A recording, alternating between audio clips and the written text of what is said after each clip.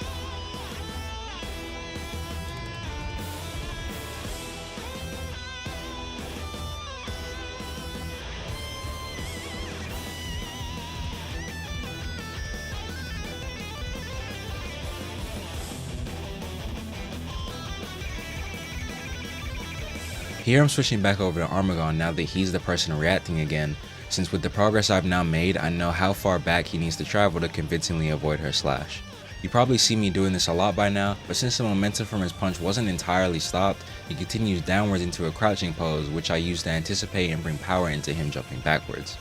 Once he lands back on the ground, he's going to stabilize himself and then throw another punch at where Zen's going to be once she charges in. For anyone confused, that's why I didn't animate the entirety of the follow through from Zen's swing.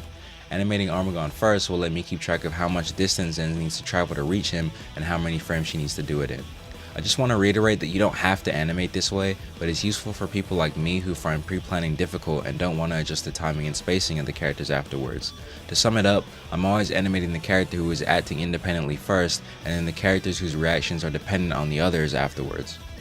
With the arc of the jump completed, I go back and reduce the distance he's traveled each frame since I feel like he retreated a little too far to the left. This quick fix just made the jump look more natural and made the momentum stop less abruptly. Since there aren't any other horizontal forces acting on him as he jumps back, I have him moving roughly the same amount of distance each frame other than when he's easing in and out of the jump.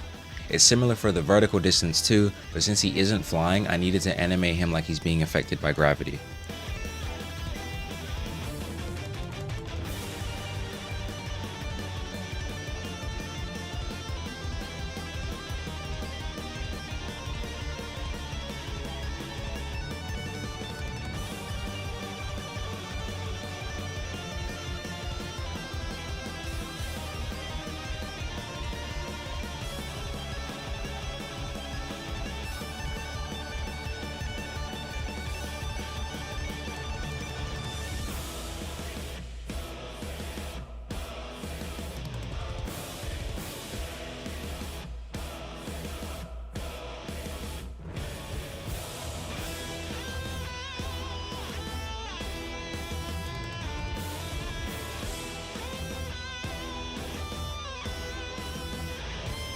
Now that I know where Zen needs to be to avoid his punch, I go back to animate the rest of the follow through from her swing and then have her run towards him.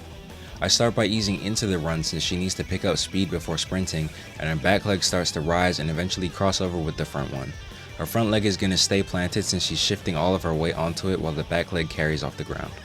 I think that a lot of the issues people have with animating walk and run cycles come from not knowing how to pose the character doing it, so I'll try my best to explain how I go about it.